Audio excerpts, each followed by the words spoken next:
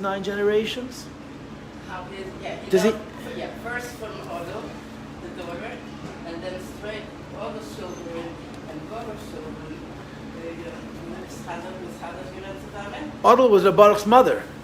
No, Odo was the Baruch Shemtov's daughter. Right, and a Baruch was her son. Right. Baruch was her son. Yeah, Baruch Meshbeshe. So first it was from Odo, and then straight from Baruch. In other words, it's Ben Achaben from the Baruch. Yeah. I just want to tell you a maise. Yeah, Ben Achaben. So he says Krasnyansky may have been the name of the Baruch. I'll tell you a maise. I used to go to Manhattan to speak Chassidus in a shul. I was already married, and every Shabbos I went to the same shul. Dort gewen a Yid. His mother was Sarah. Whose mother was Sarah? Your husband's mother. No. Baal Shem Tov's wife was Sarah. Baal Shem Tov's mother was Sarah. Shem Tov's mother was Sarah. His wife, it says someplace Chana and someplace There's some say Rachel. Leah Rochel or Rochel Leah. Yeah, I think Rochel Leah. Leah Rochel, Rochel Leah. He had 2 zivug. He was married twice, but his children were from the second zivug. So I knew a Yid. When I saw him 30 years ago, he was probably 80. He was a survivor of a Tzai Tishayid against Nahorovitz. And he was like, "Oh, ben Arid." You know, by today's standards, you would call him a tzaddik. He came from Heineklach von Größer Rebbes. I mentioned his name to other people, and people knew who he was. I met his mishpacha name was Horowitz. I met. You want to listen to Tkiya Shofar? Yeah, this is Tkiya.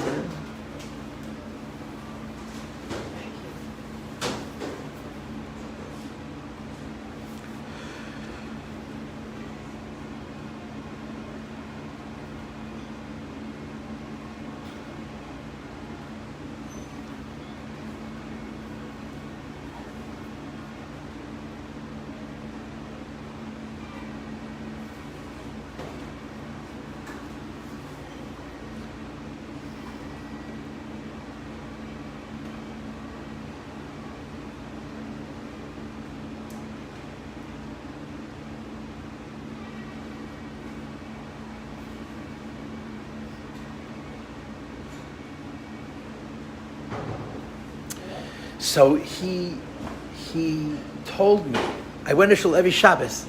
I'm not going to say I became close to him, but I respected it. You saw that he wasn't just a big Talmud Chacham. He was a hecher mensch. He really was. So he told me that he's an Einik from Baal Shem Tov. He's an Einik from Baal Shem Tov. But I don't think he was 9 generations. I think he was even more. And he said that he had a Mesoida in the Mishpacha, that an oral tradition, that whenever you're in a sakona, you should say backwards from yourself till the Heilig Baal Shem Tov. Say the names of the Deiris. Your name, your father's name, your grandfather's name, your grandmother's name, till the Baal Shem Tov. He says, Ich bin mit dem durchgegangen, dem ganzen Krieg, he says. I survived the Holocaust with this trick. He was in Russia, in the forest, he was a partisan, and the Nazis were hunting them, and he was with a group. And he would say the pasuk, and they'd go the other way. Happened a number of times. I said to him in detail that he knew Balped, the Doiris, and he would orally articulate from himself till the Holy Baal Shem Tov, and he would watch them. They were looking for them. They would go the other way. He had a Messiah. So I'm saying, but if it's a Messiah, it's not only emes for him; it's emes for everybody. It's a very fascinating thing. Anyway, Heilig Baal Shem Tov told us Yankov Yosef. I heard this from Rabbi Reuben. He said to me that the State in Sefer, the Chapas Nish Gezen Innevenik, that B'yamav lo yahaya kamayu, during his lifetime there was nobody after like him. Acharav lo yeh kamayu, there'll never be somebody like him. V'lulei de mistafina lefanav lo yahaya kamayu. He says, if I wasn't afraid to say, I would say there never was that. They told us. He says, as if the Baal Shem Tov is that's what he said. Like the Baal Shem Tov, there never was. They said that they were hard to believe that he is a Yehudi. Yeah. The Rebbe Zitcher Magid said that if I wouldn't hear from my Rebbe personally that he had a mother, I wouldn't believe it. If I wouldn't hear personally from him, as like a physical mother, biological mother, the Magid said about it, I wouldn't believe it. Yeah. Heilig Baal Shem Tov. I'm sorry.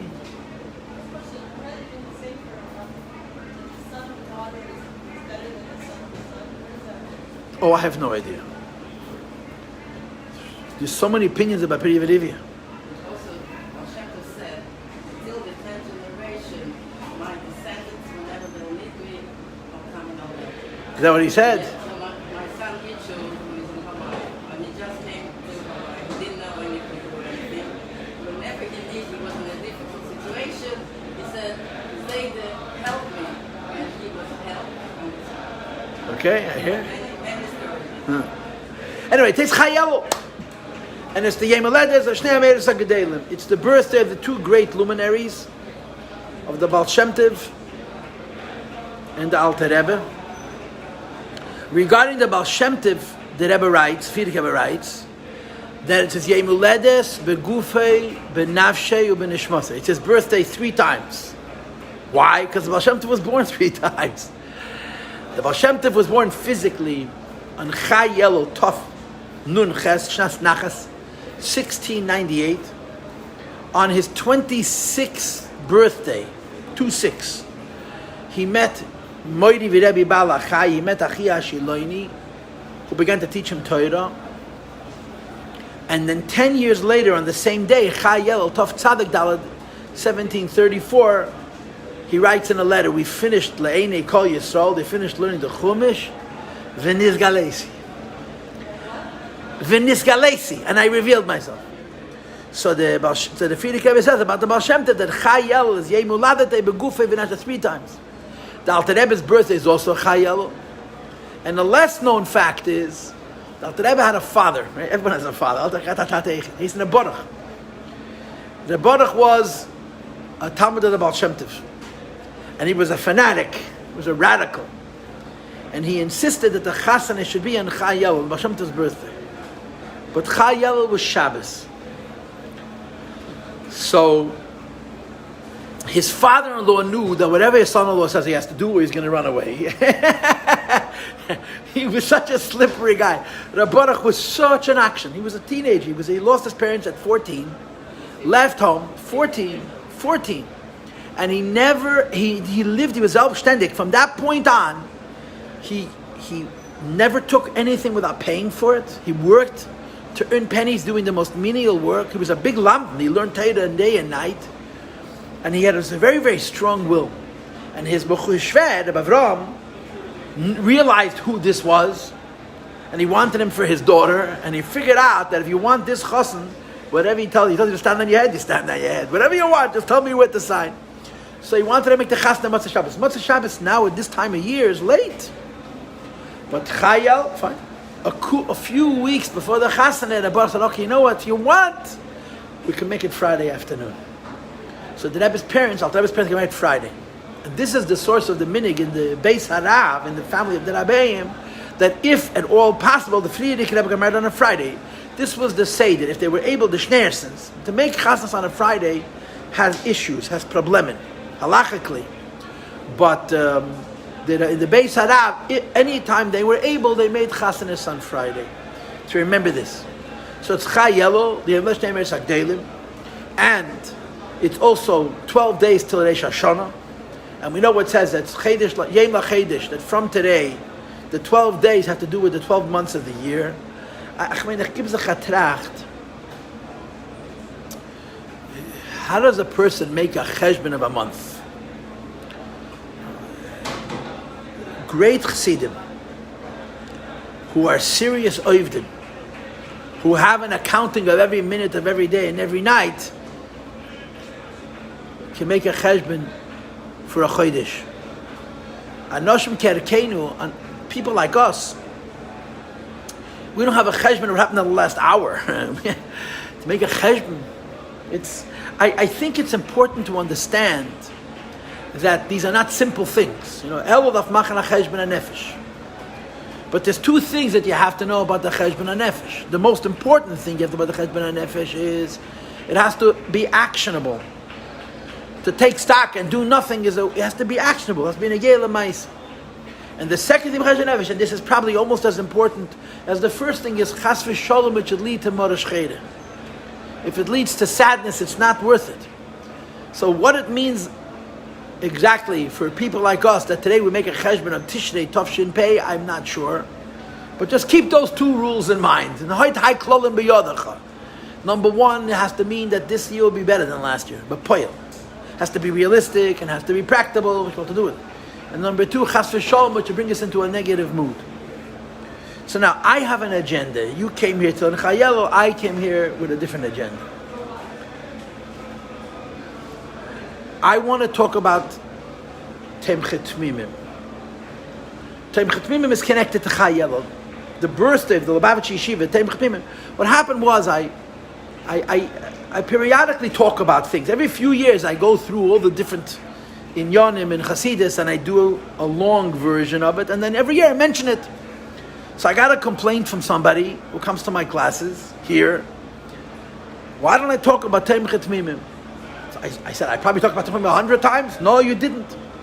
Anyway, so yesterday I talked about Tomchei Tmimim, and today I'm going to continue that conversation about Tomchei Tmimim. You won't, I promise you. I think you won't be disappointed. Tomchei Tmimim has to do with the Frierdiker Rebbe's wedding, the previous Rebbe's chasana. The Frierdiker Rebbe took on a Friday, Yud Gimel Elul, the 13th day in the month of Elul, in Tov Reish Nun Zayin, 1897 in Lubavitch. The Frierdiker Rebbe was all of 17, but already for more than 2 years, he was his father's right-hand man in Askonos. On the Frierdiker Rebbe's 15th birthday, the Rebbe Rashab made him a public servant. Like it says in Tanakh, Vayishpet es Yisrael chamishim v'chomei shana. He served the Jewish people for 55 years, just like it says by Ehud ben Geda and by Shimshon HaGiber. V'hu shafat es Yisrael. The Frierdiker Rebbe was a servant to the Jewish people, mamish, an eved nirtza, an indentured slave. He worked on behalf of the Jewish people for 55 years. So when he was 17, he was already Zokim V'Rogel. He was already a seasoned Askan. And he came to his father with the idea of making the yeshiva. And the Rebbe was hesitant. The Rebbe Rashab was not sure he wanted to do it. And the Frierdiker Rebbe zugestanden, he persisted. So he told our Rebbe, the Frierdiker Rebbe told the Rebbe soll gesund sein, the yeshiva is given von the Sachen, was ich habe ausgepoilt auf Chasene. The yeshiva was a wedding gift. I got my father to give the yeshiva as a wedding gift. And when he gave him and he agreed to make the yeshiva, the Rebbe Rashab said to the Frierdiker Rebbe, sollst wissen, was du nimmst auf sich. Understand the responsibility. It's not a joke. The Rebbe Rashab told the Frierdiker Rebbe, sollst wissen, was du nimmst auf sich. You should understand what you're taking upon yourself.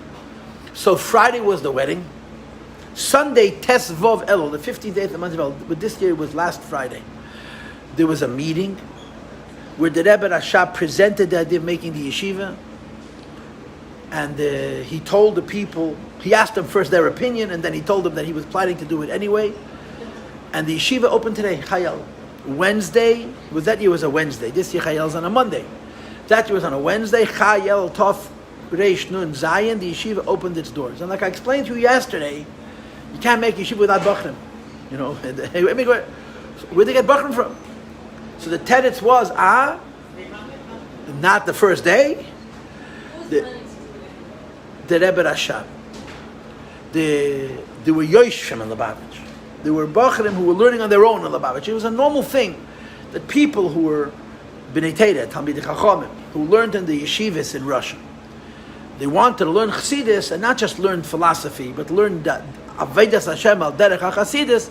They would take 6 months off from whatever they were doing, and they would move to Lubavitch, and they would live there, and they would be Oisik and Torah Avodah, and they would take Chassidus, and then this is how it was. It wasn't like you trained a kid from 12, 13. They were men. In many cases, they were already married, even with children.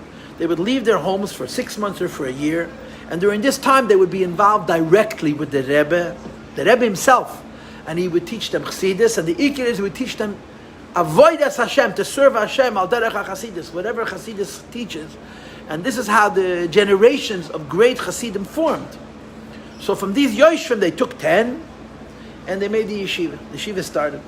They didn't need any help. They didn't have any Rosh Yeshivas. They didn't have any Magid Shir. They had only Mashpiyim. The first. Tomchei Tmimim was made for Bochrim who, learning in the very, very beginning, were, in Yiddish, Selbstständige. They were independent. They were not in need of direction. And the purpose of the yeshiva was to teach them Avodas Hashem al Derech HaChassidus. And yesterday I went through the Mashpiyim.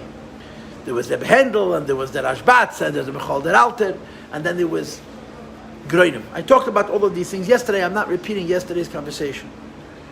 The part of the story that I want to talk about today, of course, is the mandate of Tomchei Tmimim. The mandate. And then, of course, the legacy of Tomchei Tmimim.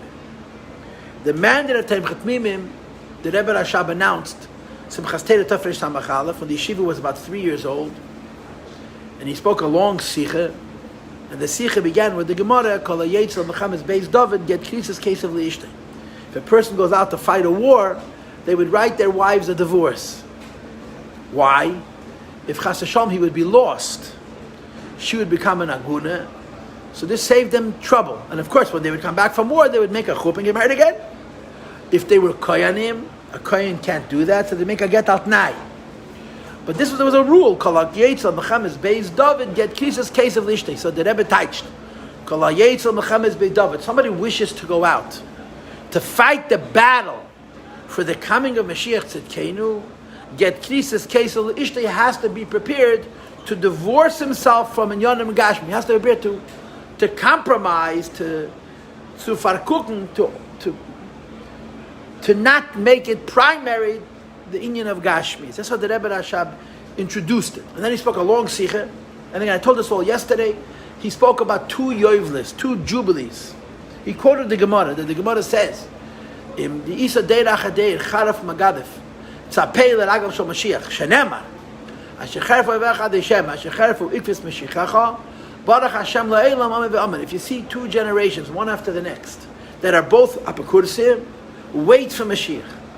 Because it says, Asher Cherfu Evecha Havaya, when you have a generation that curses the Eibishter, and then a second generation, Asher Cherfu Ikvis Mashiachacha, a generation which fights against the idea of Mashiach. Next, after that, comes Baruch Havaya La'elam Amen Ve'amen to say Mashiach.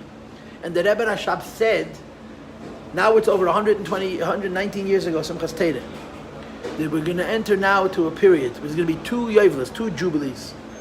In the first, there's going to be Asher Cherfu Evecha Deshem, Apakursim.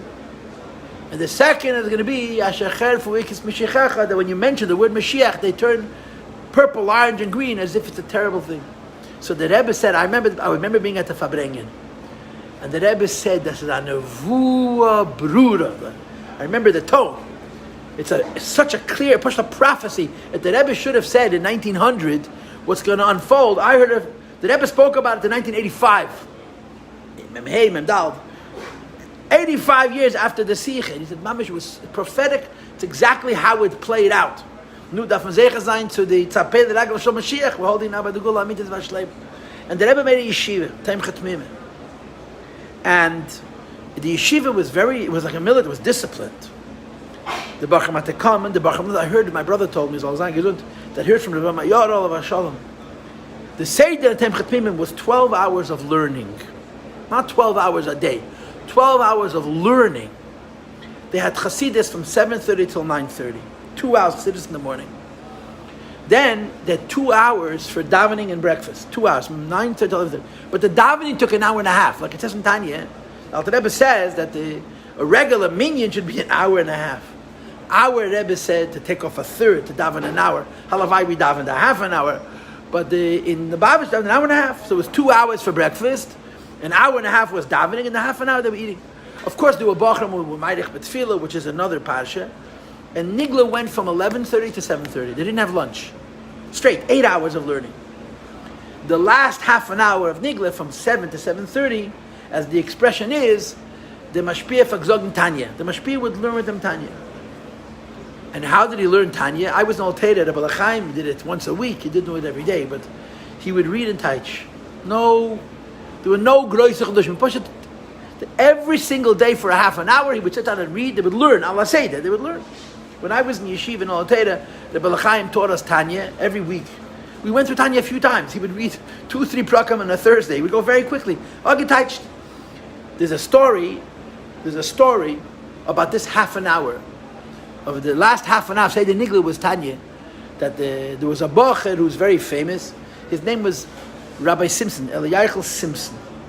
He lived here in America. He was another B'choshev. He had a brother who was less famous. His name was Reb Gershon Simpson.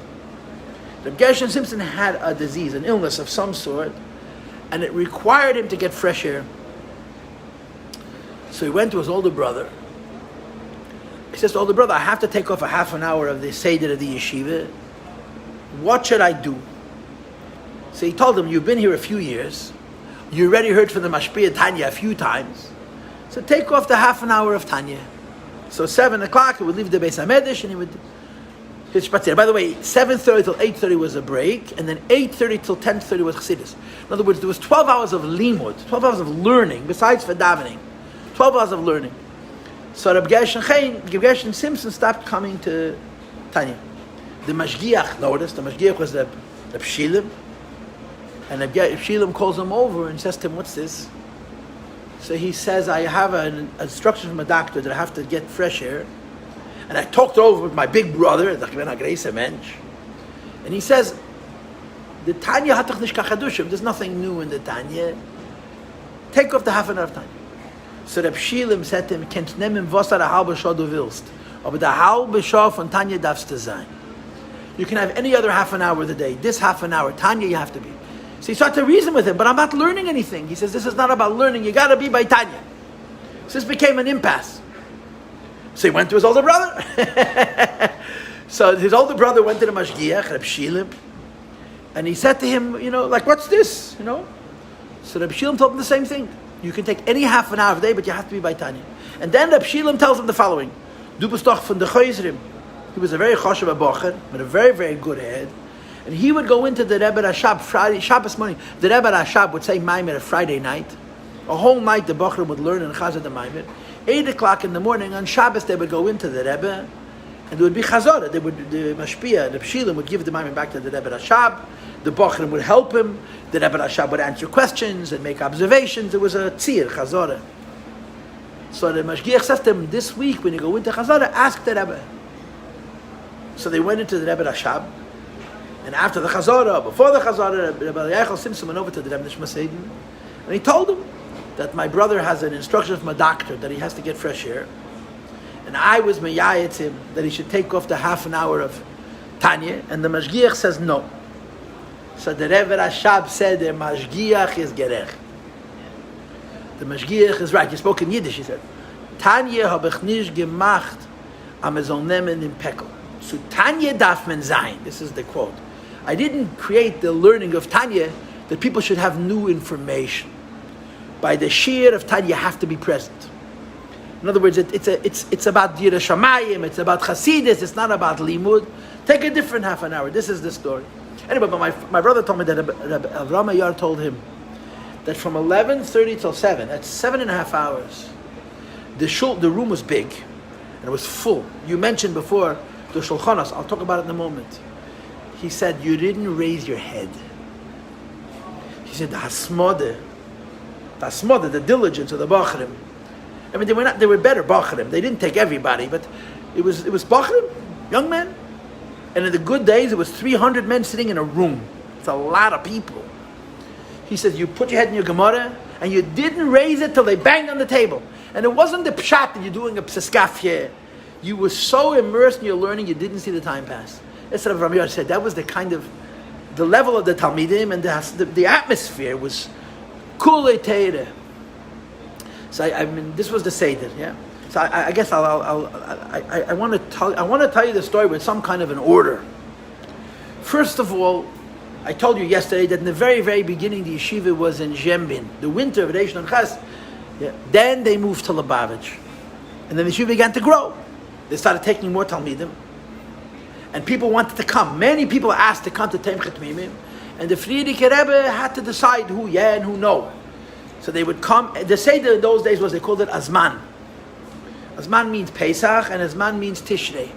Twice a year, Bachrim would come to be accepted into the yeshiva, and this was true in all the yeshivas in Russia. Hundreds of Talmidim would come, and they would take a handful, 20, 25, and the Frierdiker Rebbe there was a whole Hanhola.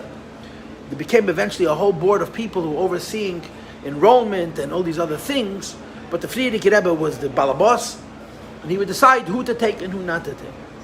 Eventually they made snifim, they made branches of Tomchei Tmimim in other places.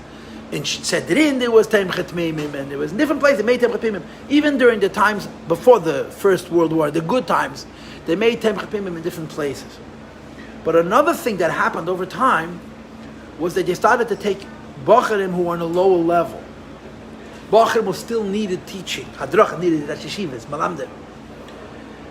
And eventually they took what's called Chadorim. Chadorim means, but we call it today Mesifta, high school. In other words, the yeshiva expanded down, not up. When the yeshiva started, it took only Bacharim who barely needed support. They gave them a place to sleep, they gave them food, they gave them clothing, which was a chiddush in those days. Most yeshivas didn't provide you with anything.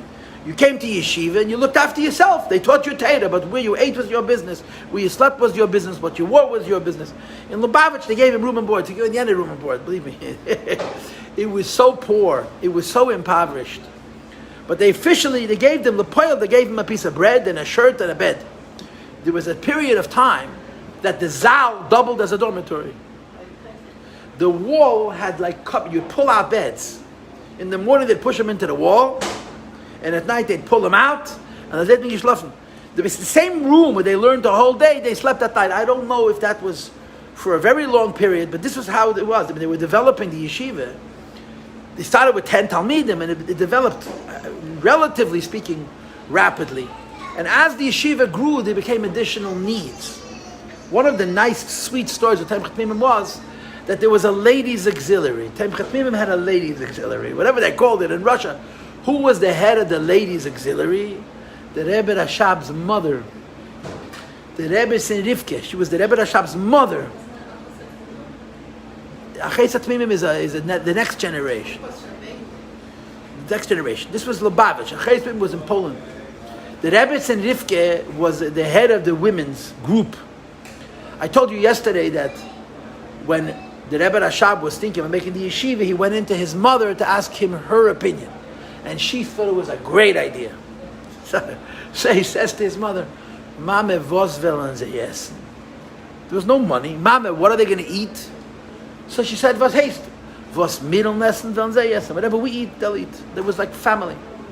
She raised money and built the dining room and the kitchen. The women built for Tomchei Tmimim. There was a special building in the Chotzer, which was where they ate. And she raised the money and she built the building, and I would imagine she had to make sure there was food also inside those walls. But the women, the Rebbe and Rivka, organized that there should be places for the Bachim to eat, and food to eat, and so on and so forth. And the yeshiva began to expand. So there's the physical side of it and the spiritual side of it. And I'll talk about the spiritual side first. The spiritual side was that the Rebbe had a certain vision of a yeshiva. The Rebbe Rashab had a certain vision of a yeshiva.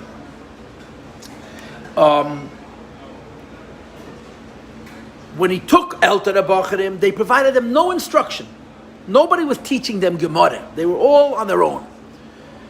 There was a mashgiach who made sure they came on time, and they were strict as I don't know what. But the ikir was they were the mashpiyim. Like I explained yesterday at length, Tomchei Tmimim gave them chassidus, mashpiyim. But as they started taking Bacharim on a lesser level, and particularly when they started taking Bacharim of a younger age, now they had to provide instruction, teachers. So there's a very interesting letter from the Rebbe Rashab to the Friedrich Rebbe, where the Friedrich Rebbe writes to his father that considering the way the yeshiva is developing, and they were taking Bacharim who were not completely on their own in terms of learning, that it's time for us to consider making a Rosh Yeshiva. So the Rebbe Rashab writes back to his son, he says the following. He says, 50 years ago, and the letter was written 120 years before today, so it's 170 years ago. He says, 50 years ago, the Talmidim had a lot of bittul. The students had a lot of discipline. The Rosh Yeshiva would give a shiur. They would listen to the shiur. They would write the shiur down, and then they would study the shiur. And you have to assume that the quality of the Rosh Yeshiva was also mistama a little bit higher. He says, and by listening to the shiur and chazring, learning the shiur, they developed a derech halimah. They learned how to learn. He says, Bacharim today, they'll listen to the shiur, but they're not going to chazr it the way they used to. They don't have the discipline. So the shiur is not going to teach them how you're supposed to learn. So the Rebbe Rashab writes, my opinion is that today we need mashgichim. A mashgiach is somebody who speaks to the Bachim and learning where the Bachim are holding. Not that he gives a shiur and the Bachim listen to him. He speaks to the Bachim. And that's what the Rebbe preferred, a mashgiach, who should go from table to table, or the Baruch Hashem should come over to him, and talk and learning where they were holding. Ba'asher heim sham. But you have to understand what this meant. Tomchei Tmimim had gehat shulchanos. The people had tables. I'm assuming the table was probably 10 feet long. The tables had room to sit 10 people, I think. 10 people. In the better times, they had 30 tables, 40 tables. You're talking about hundreds of people. And there was one rule. The rule was everybody sitting at the same table has to be learning the same thing. It wasn't like today where there was a yeshiva shemesechta. Everybody learns whatever it is they're learning now about Metzia, Kedushin. Every table was a different part of Torah. Here they're learning Yeredeya, here they're learning Chaysha Mishpat, here they're learning Bavakame, here they're learning Zvachim, here they're learning Yechveis Nishvas, Yevomis. As long as the boys on that table were all learning the same thing, the Rebbe Rashab wanted Pulpulat Talmidim, that the boys should talk to each other. So you imagine being a mashgiach. It's not the pshat, you have to prepare one mesechta to help Bachar. You had to know the whole Torah. Because when you went from a table to a table, you went from a world to a world 30 times. And wherever you went, you had to talk to the Bachrim and learning where the Bachrim were holding it. In other words, the Talmidim were on a high level. The Rosh Yeshiva had to be on a higher level still. But you had to literally be able to dance from a world to a world. As you went from a table to a table 30 times. And they had a hard time finding people, but they found people, the Mashgichim, who would do this. This was the first innovation in Nigla. And then they had Chadorim, Mesiftabachim, younger boys. The younger boys, Poshet, sat in a classroom and had a shir, just like we do today. And there was a Maggid shir who would give them a shir every day. I don't know what it was, a blat shir. And then they would chazer it. I don't know exactly the protein, but younger boys sat, they called it a cheder. They were bar mitzvah boys, but they called it a cheder. They sat in a shir. So there's a story, which I'll try to say by Kitz and Nimrit, that they needed a Rosh Yeshiva for the Chadorim. They needed a teacher for the younger grades. And they had a very hard time finding somebody. So the Rebbe Rashab said to the Friedrich Rebbe, als a Bär steht auf vom winterdicken Schlaf, und gefällig gefunden was essen, leckt die eigene Lapis. A bear wakes up from his winter hibernation, he can't find food, he licks his paws. What the Rebbe was saying was, if we can't find someone to teach the boys, let's take one of our boys and make him a teacher. And that's what they did. We had a Rav, Reb Zalman Shimon Dvorkin was our Rav. He was in that class. And they took a Bocher, an elder Bocher, did good Lenin, it was a big lamb, and they made him a Magachi, a ram for the Bocher and the Mesift. Now the Seder Lubavitch Zoy, they had classrooms, and the teacher sat with his back to the door, and the doors had to be open. Not unlocked, open. So if someone walked in the hallway, he could listen. So the Rosh Yeshiva is giving a shir, and he looks at the Bachrim, and everyone's sitting very, very straight and very respectful, and everyone's very... He could see from the Bachrim that behind him is standing the Rebbe Rashab himself. Not the Friedrich Rebbe, the Rebbe. He's listening to his shir. And he was unprepared. He wasn't prepared. And for the Gemara, if you know your stuff, and you're unprepared, you just drop an atom bomb. He gave a gewaldige shir, go'oinish shir, with brilliant, unbelievable shir, but the boys had no idea what he was talking about. He gave a shir to the Rebbe Rashab, you understand? Yeah, he was unprepared. Prepared doesn't mean to say a big chiddush. Prepared means to talk to the Talmidim. So he gave it. Rabbi Zalman Shimon was from the Mitzuyonim in that class. That's how I understand the story. He told over the story. Anyway, the Rebbe Rashab called him later. And he said to them, he knew, he understood what happened. He says, by Isaiah, if this was a Misnagdish yeshiva, they would raise you. Imagine a person giving a shir unprepared. He says, Do macht man der azoi. Oh, we push you aside. The Rebbe was not happy that he was unprepared. This was the Tzad HaGashmi, Heruchni. In the Tzad HaGashmi, they made arrangements. I told you before, the Bachrim, the yeshiva provided room and board. The children, the Mesifta Bachrim, had to have their own arrangements with room and board. It was a big yeshiva, it was a big fanem. And there were all kinds of different deals that they made with the Bachram, what the yeshiva pays and what they pay. And there's a lot of very interesting stories. I'm just going to tell you one story. Rabbi Blooming is here. There's a Yid whose name was Rabbi Avram Zaltzman. Harav Avram Zaltzman. There's a lot of stories like this. But Avram Zaltzman is the father of a Hilke Zaltzman, who I daven with in Empire Shtibel, and his older brother, Berel Zaltzman. So his son told me, it's in his book, Samarkand, here's the story, that he came to Tomchei Tmimim at 11. It was a large family. There was no money. And somebody, a Lubavitcher, came to the shtetl where they lived, and he saw the difficulties in the mishpacha. He says, give me your Avram, I'll Tomchei Tmimim. It literally meant one mouth less to feed. And he saw that this boy, so he went to Lubavitch. Came to Lubavitch, so he had to go through a farher. There's a pratim. One of the Alter Rebbeim, he had to prepare for a farher. So he went to the shtibel, to the shul, which is next to the cemetery. And one of the Bacham told him that at night the Mason come out and they check out the base medic. The guy didn't sleep 2-3 nights. By the time he came to farher, he was a shadow. So the Friedrich Rebbe wrote, Hanar oidenu tzarech le'imay. The lad still needs his mother. He's a baby. And they're sending him home. He was very upset. He wanted to stay at Tomchei Tmimim. And he was crying. So the Bochrim asked him, what's going on? He says, listen, I passed the farher, but I didn't pass the physical. They're not letting me say, Meshik Menei. So they told him, if the Friedrich Rebbe sent you home, you're going home. He says, only one way you can get out of it. You have to go to the Rebbe Rashab. Which is, how do you get to the Rebbe? So they told him what to do. He says, the Rebbe Rashab goes from his office to breakfast at a certain point, and you could run in and you can say something to him. So when the Rebbe went out of his room, he ran up to the Rebbe, and instead of talking, he started to cry. And again, I heard the story from his son directly, who heard it from his father. The Rebbe Rashab Gahata Baraton, you're a heavy, a low frequency, strong voice, a baritone. It carries well. Yingele, he started laughing, the Rebbe Rashab. Yingele was weinst du.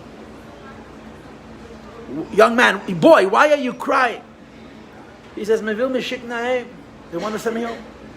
So the Rebbe says, so why do you have to learn Dafke in Lubavitch? There are many yeshivas. There's so many other yeshivas you can go to.